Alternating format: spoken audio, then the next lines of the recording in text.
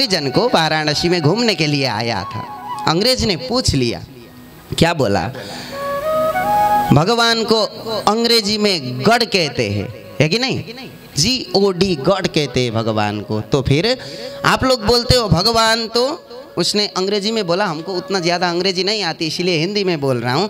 वो अंग्रेज ने वो शास्त्री जी को क्या बोला कि आप लोग बोलते भगवान सृष्टि करते, पालन करते, संहार करते, तो फिर हमारी भाषा में नहीं करते, बोल दिया अंग्रेज ने। उसी वक्त शास्त्री जी ने बोला, तुम्हारी भाषा में भगवान को क्या बोलते? God, GOD God. तो सुनो, गॉड का अर्थ, what is the full form of God? The full form of God, G का अर्थ हो गया जेनरेटर, जो सृजन करने वाला हो, सृष्टि करने वाला हो, जो निकालता है जेनरेटर। O फॉर ऑपरेटर, जो पालन करता है, संभालता है, चलाता है, ऑपरेटर वही करता है कि नहीं?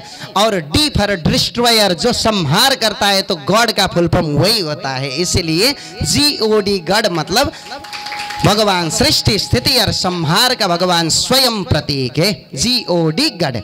अंग्रेजी में बोलो चाहे जिस भाषा में, जैसे भजन ने बोला ना, जिस देश में, जिस भेष में, जिस परिवेश में, हाँ, जहाँ भी रहो भगवान का अर्थ एक ही होता है। इसलिए GOD गॉड मतलब जो भगवान सृष्टि स्थिति और संहार करते हैं।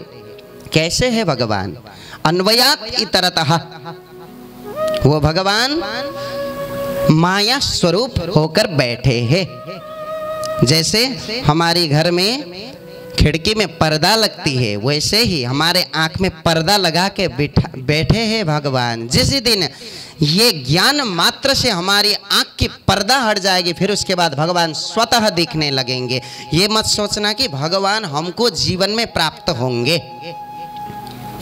होंगे, ये मत सोचना। भगवान की थोड़ी सी भी शक्ति का अनुभूति हृदय में आ गया तो उस दिन सोचना कि हमारे साथ भगवान बैठे हैं और हमारे साथ भगवान स्वतः आके हमें प्राप्त हो गए हैं, ये सोचना। भगवान की शक्ति लेना ही हमको भगवान प्राप्ति मिलना है, ये सोचना है हम लोगों को। ये साक्षात मूर्ति से प्रकट होके आ नहीं सकते, क्योंकि हमारे पास उतना भक्ति भाव श्रद्धा आस्था कुछ भी नहीं है कि नहीं? करो तो भगवान के लिए कर दिया हमने। अरे ऐसे यही तो होता है ना अभी जगत में, है कि नहीं? 2-4 घंटा निकाले जैसे तैसे करके, फिर भी अब क्या करें, शाम को तो अपना व्यवहार अपना कर्म भी देखना होता है। तो कर्म देखने से कुछ ना कुछ पाप तो हो ही जाता है। इसलिए कायेन वाचा मनस्रेन्द्रियर्वा बुद्ध्यात्मना भा प्रकृति स्वभावात्। क्या है प्रकृति का स्वभाव है? क्या होता है प्रकृति में? कायेन शरीर द्वारा पाप, मनसा मन द्वारा, वाचा वाणी द्वारा, इंद्रिय ही इंद्रिय द्वारा पाप होता है। इसलिए नारायणायति समर्पयामि, जो कर भगवान में समर्पित कर दो, वही है एक प्रायश्चित्त का विधान। इसलिए वो कायेन वाचा हमारे लिए बना है, भगवान के लिए नहीं, हमारे लिए बना है। तो भगवान कहाँ है पूछा, ग्रंथकर्ता जी ने बोल दिया, अर्थेषु अभिज्ञः स्वराट।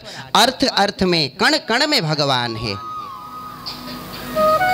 अर्थ कण कण में भगवान है। कैसे होकर भगवान बैठे? तो अर्थ में कैसे होकर? ज्ञानवान होकर बैठे। जो ज्ञानी जन है वही भगवान की शक्ति को अनुभूति कर सकते हैं। स्वराट स्वयं राजते शोभते इति स्वराट, जो स्वयं में देदीप्यमान है, प्रज्वल्यमान है, ज्ञानवान है, वही है सत्य स्वरूप परमात्मा। जिस भगवान ने ब्रह्मा जी को मन से वेद का ज्ञान प्रदान किया था, जो वेद का ज्ञान जानने के लिए आज भी मुह्यन्ति सूरयः, सूरा मतलब देवता, असुरा मतलब राक्षस, शब्द सूरा मतलब देवता, मुह्यन्ति सूरया।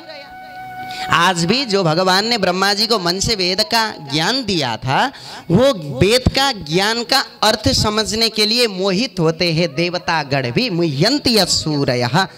कैसा है वेद का ज्ञान? देखिए, एक जो कुम्भांडकार हम लोग बोलते हैं, जो मिट्टी का बर्तन बनाते हैं ना, कुम्भांडकार हम लोग संस्कृत में बोलते हैं, मिट्टी का बर्तन बनाने वाले। वेद का ज्ञान का अर्थ में उदाहरण देके समझा रहा हूँ आपको।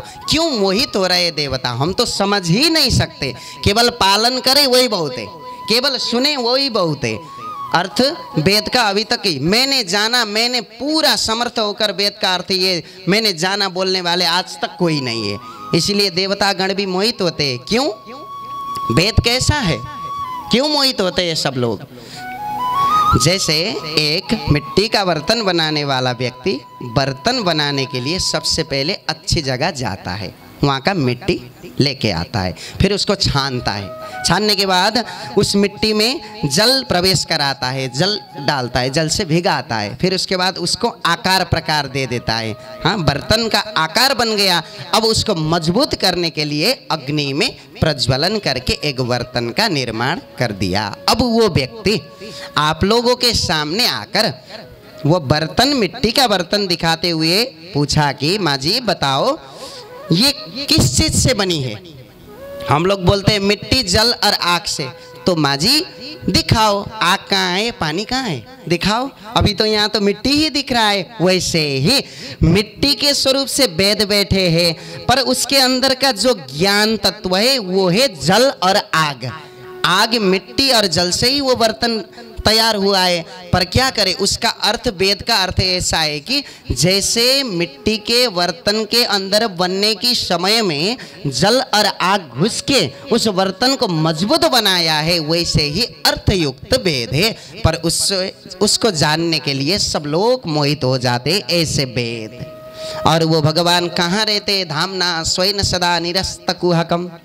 सभी अंधकार को हटाने के लिए भगवान सदा सर्वदा धामना, मतलब भगवान श्रीधाम वृंदावन, श्रीधाम मथुरा, श्रीधाम द्वारका में आज भी भगवान बैठ के क्या कर रहे हैं, निरस्त कुहकम। कुहकम शब्द का अर्थ हिंदी में ये होता है अंधकार। कैसा अंधकार, ये अंधेरा वाला अंधकार नहीं, नहीं, अज्ञान रूपी अंधकार को हटाने के लिए भगवान आज भी अपने लोक में बैठकर सभी भक्तों के ऊपर कल्याण वर्षा रहे। ऐसे सत्य स्वरूप परमात्मा को हम लोग बारंबार वंदन करते हैं। करते हुए वेद व्यास जी ने पहला श्लोक में मंगलाचरण की। सत्यम सत्यम परम सत्यम हरेर नामैव केवलम, सत्यम सत्यम पुनः सत्यम हरेर नामैव केवलम। इसलिए हरि का नाम ही इस जगत में सत्य है।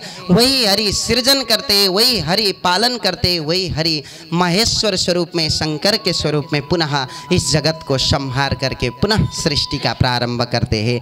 ऐसे सत्य स्वरूप परमात्मा को हम लोग बारंबार प्रणति निवेदन करते हैं। ये पहला मंगलाचरण का श्लोक हुआ। अब आगे कथा प्रारंभ होती है। नैमिषारण्य नामक क्षेत्र में सूत पौराणिक आके बैठे हैं उच्च आसन पर। जैसे हम लोगों को आप लोगों ने यहाँ पर वक्ता बनाकर बिठाया है, वैसे ही सूत पौराणिक आके बैठे हैं। उनके आगे शौनक आदि 88,000 ऋषि मुनिगण